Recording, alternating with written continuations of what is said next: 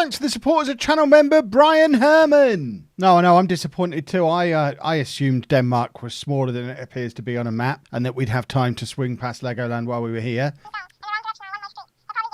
The only option, I think, I've had a little look, there is a Lego store, which is just down the road from the ground. I mean, we could pick some up to take home. I mean, I think it's going to be, unless we do an extra day, I really think it's going to be our only choice.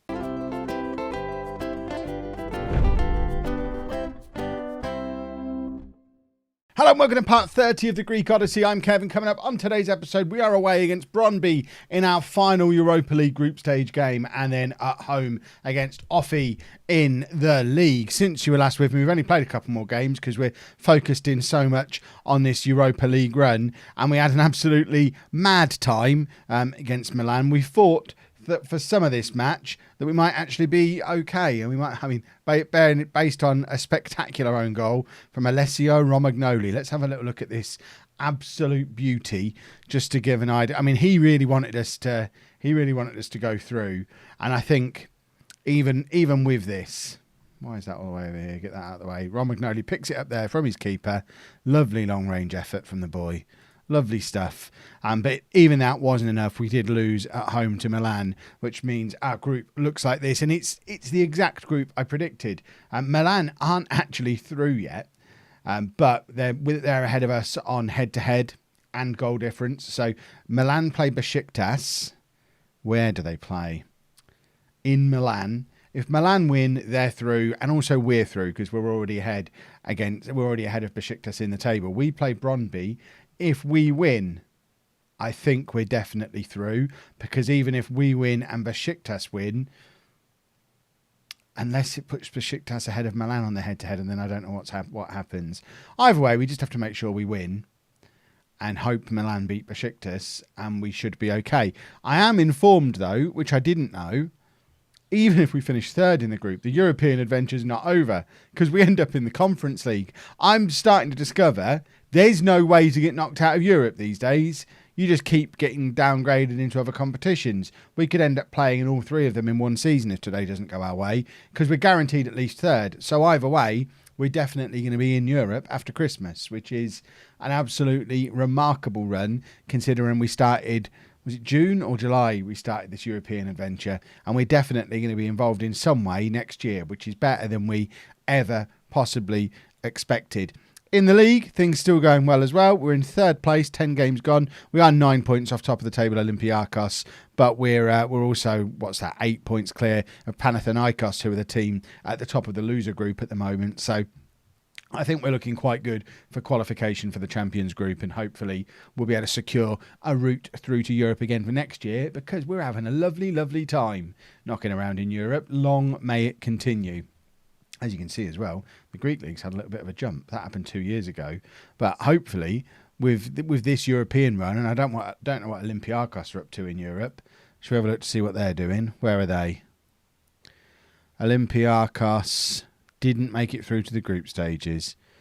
Absolute losers. Are we the only Greek? Oh, no, they did. They're in Group E. Group E. Olympiakos have qualified.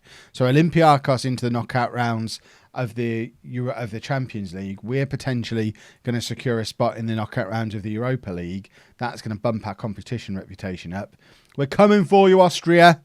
We are coming for you. This is the team we're going to play against Brøndby. A win and we're through. That's all we need to worry about. Anything else, we can try and worry about permutations if it doesn't look like the game's going our way. So we've got Brinoli in goal, a back four of Kalapitas, Kios, Lawson and Breno, Lebrou, Androutsos and Slattery in midfield. Jura, Mirola and Baja are our front three. We're going to be without Singh for a little while because he's off at the World Cup, or about to go to the World Cup. Where is he? Oh, he's still on the bench for today, but he has been called up into New Zealand's squad for the World Cup, which starts any time now, the Qatar World Cup in 2022. So I'll try and remember to update you on that in the next episode to let you know what's gone on there. Presumably, once this round of European fixtures is done, that's when we'll head straight over to the World Cup. But we're obviously not in it at the moment, because I'm not an international manager at the moment, but we are going to be keeping an eye on the availability of the Greek national team job off the back of this World Cup, because as and when that becomes available, I think we're now I think this season, more than anything, has meant that surely when the job becomes available, I'll be one of the front runners for it. And it's definitely part of the long-term plan to not only win the Champions League with Apollon, but also eventually take these players that have come through the youth team here at Apollon, and obviously a few others as well, and go and win the World Cup with the Greek national team. So that's definitely part of the job here in the Greek Odyssey. Baja with the cross coming in though, looking for Jura. Didn't end up finding him, but it ends up with Jura anyway. And there is Baja. There's his 5th goal of the season. That puts us 1-0 up. It's Brøndby 0, Apollon 1. Brøndby are already out. They've got absolutely nothing to play for. If they've got any kind of spirit of adventure, if they've got any interest in helping an underdog achieve a ridiculous dream, then they should let us beat them today, because a win for us and we are through. And as you can see, that's what the table looks like now. Milan top on 15, because Milan have just gone ahead against Besiktas. So Milan top on 15, us second on 12. Besiktas will be the team going into the Europa Conference League, and I'm sure they'll be proper grumpy about that. But you know what? Who cares? If they've got an issue with me, they can come and ask me about it over on Twitch on Mondays, Wednesdays, Thursdays and Sundays, twitch.tv/LOLLUJO. Any Besiktas fans who want to come and tell me I'm a monster, that's the place to do it. Or if you just want to watch me playing Football Manager, that would be my preference, to be honest. I've only got so much tolerance for being called a monster before the mods start blocking people. But come and hang out with me on Twitch. It's great. That one was, they're getting more painful, if anything. We'll figure out a better way to do these plugs at some point. Once we've got 5,000 people watching every day, then I'll stop plugging it. So that's you. If you're fed up of the Twitch plugs in the middle of the videos, start watching me on Twitch, because then I'll stop doing them. If everyone who watches this video starts watching me on Twitch every time I stream, I won't have to talk about it again then. It's literally solvable in one day if you all pitch in.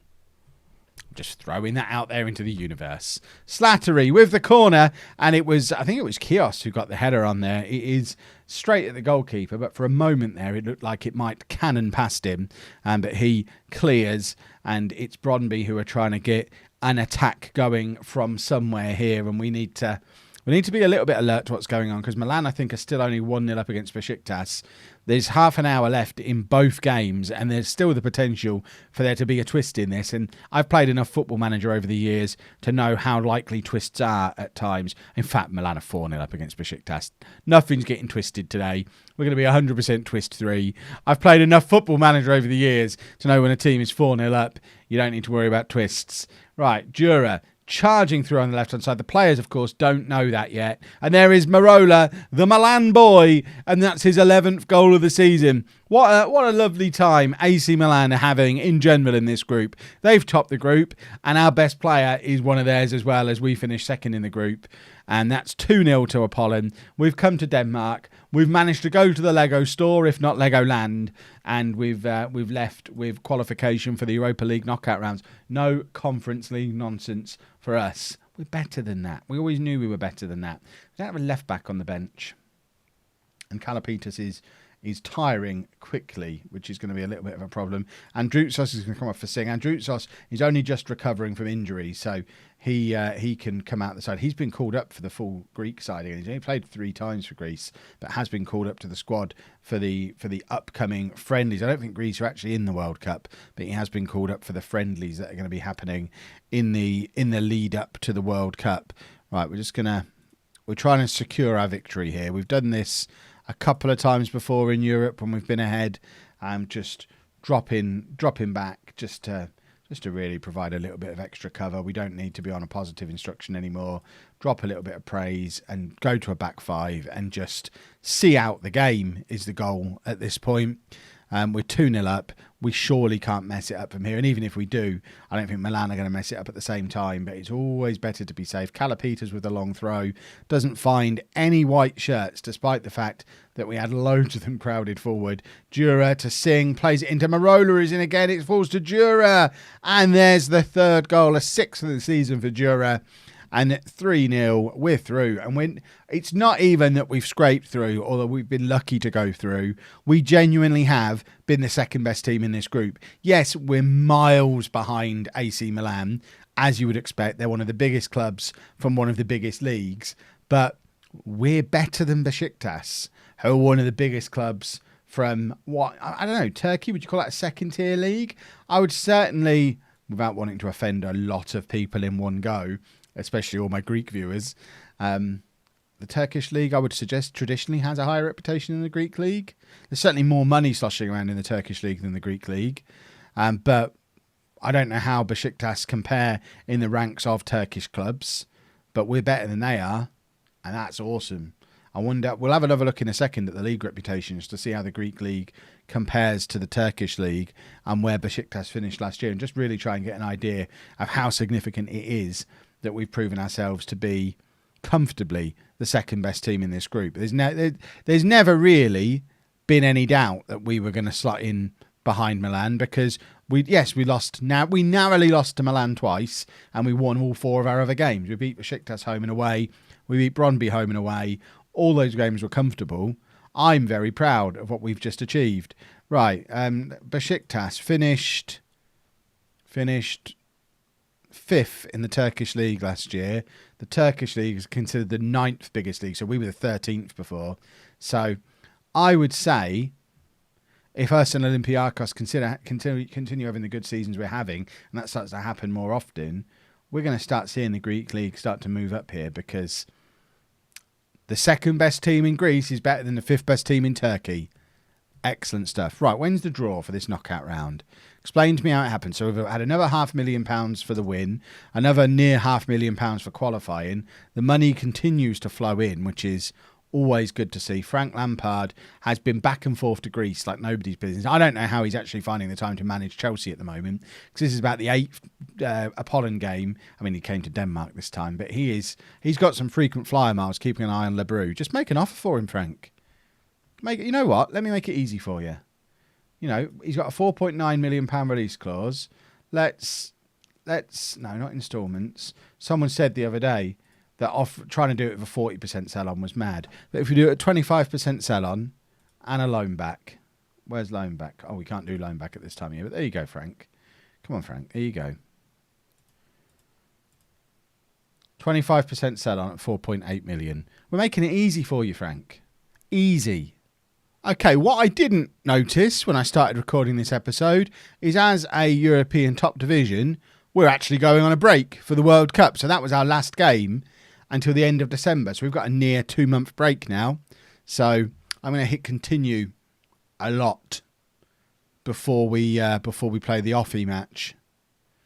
This wasn't part of the plan for today. Well, the World Cup is in full swing, but more importantly, it's the Europa League first knockout round game today. So the Champions League clubs have joined us, and there are.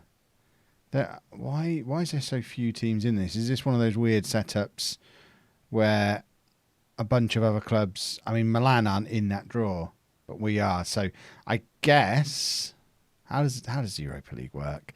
Is this is runners up against Champions League rejects, and then the group winners come back in the round after? Maybe. What a ridiculous competition this is. Someone explain it to me down in the comments, please. It says 16 teams left to draw anyway, not 10. I can't read. But definitely none of the group winners are on there. So we're going to get knocked out at this stage. I'm looking through that group of teams, and there's no one there I think we can beat. So I think we're about to get knocked out of the Europa League. But it'll be after the new year, so that's fine. Salzburg is probably, of all the options, one of the most likely that we'd be able to beat. They play Wolfsburg, Basel, against Porto.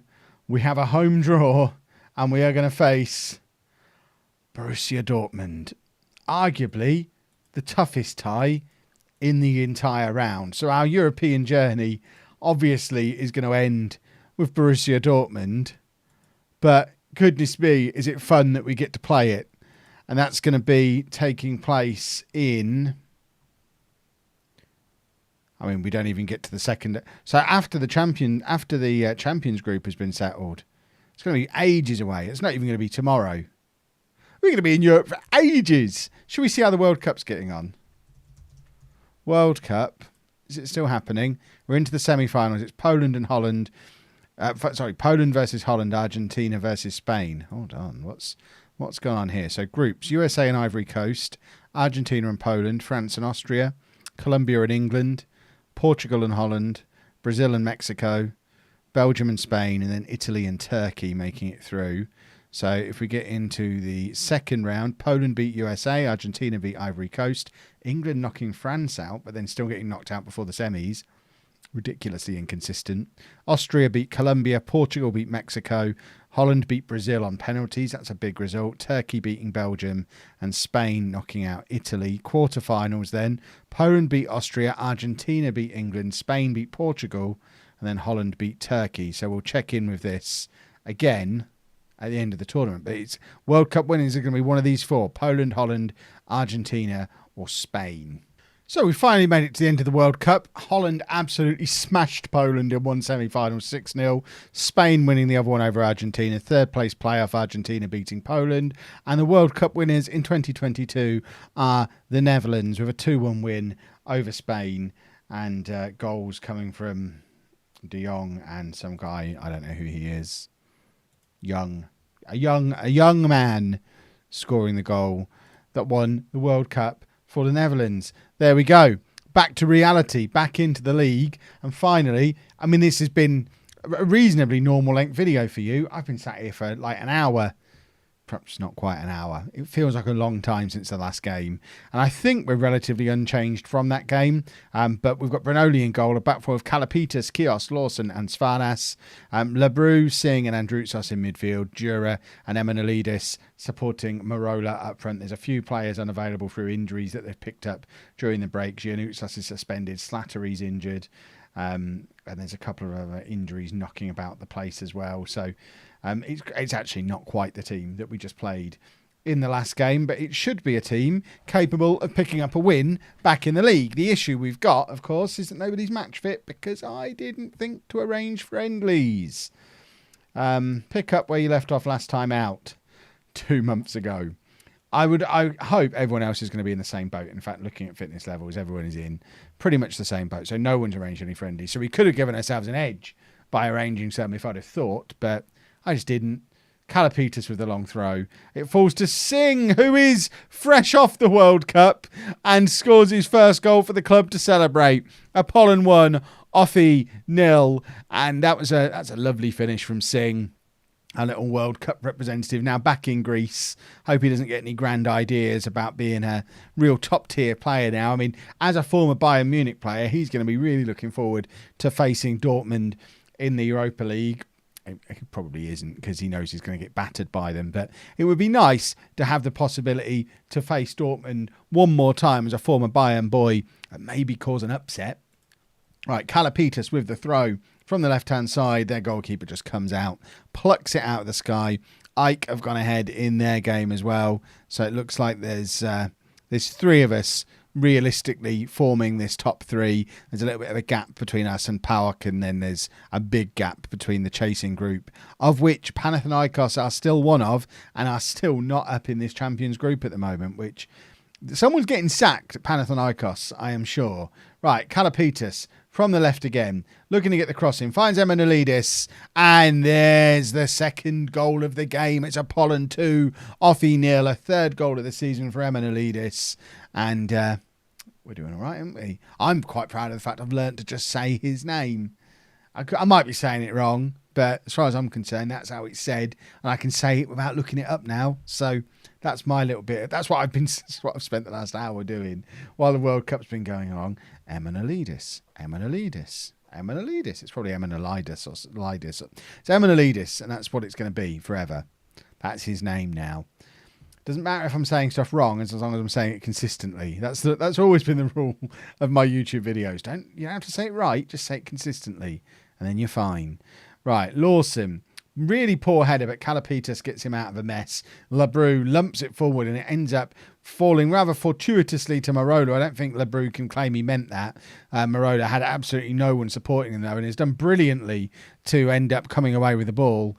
But by the time Jura actually made it there to offer him an option, I think he was just about done, and it was a pretty poor pass and a pretty poor attempt at a finish as well. But 2-0 at half time, can't complain with that at all, and hopefully we just go and finish off this victory in the second half and continue to push towards this Champions group, which is where we want to be. We want to be having another shot at the Champions League qualifiers again this summer.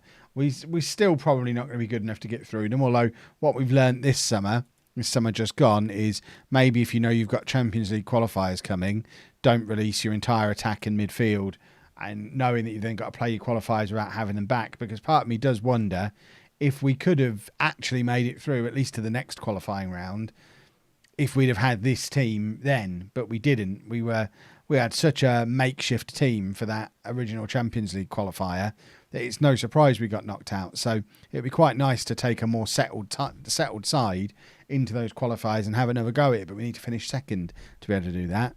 And I don't know, we'll see how our form picks up in the second half of the season. Obviously, we've got the distraction of the Europa League this year, so it's going to be more difficult to just romp our way through the second half of the season the way we did last year. But of course, this time last season, we were like in 7th or 8th place, and still managed to finish second through an absolute storming second half of the season. So if we can storm it again, who knows what might happen. Singh with the corner, and Marola's there for his 12th goal of the season. Their goalkeeper's gonna feel like he probably could have done a little bit better there, but it is a very firm header that's ended up in the back of the net. It's a good corner from Singh, and yeah, their keeper's going to be disappointed, but I'm not bothered. I'm not here to babysit their goalkeeper. He should just learn to do a football properly.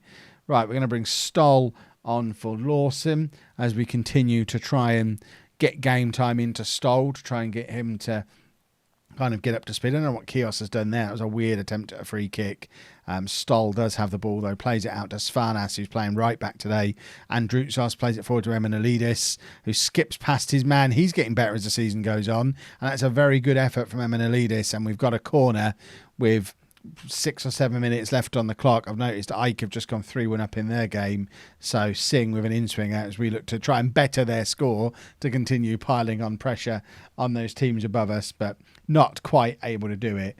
Although we do already have a better goal difference than them. I guess it's the head-to-head where we're struggling a little bit. Did we lose against them? We must have lost. We must have lost against them.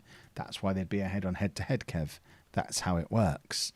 Right, that brings us to the end of that game and to the end of this episode. I think what we'll do is we'll come back halfway between now and the Dortmund first leg. Just firstly see how we're getting on in January, because Lebrew plus others are attracting interest. So it'll be interesting to see if we keep hold of all of our players. And I think the Panathinaikos game could be quite interesting as well, as they're in very real danger of being knocked out of this Championship group. And then of course the next day we'll be back with the first leg of Dortmund, and hopefully by then we'll know we're going to be in the Champions group. If you've enjoyed that, please make sure you leave a nice big thumbs up on there for me. Subscribe to the channel for daily Football Manager videos, and thank you very much for watching.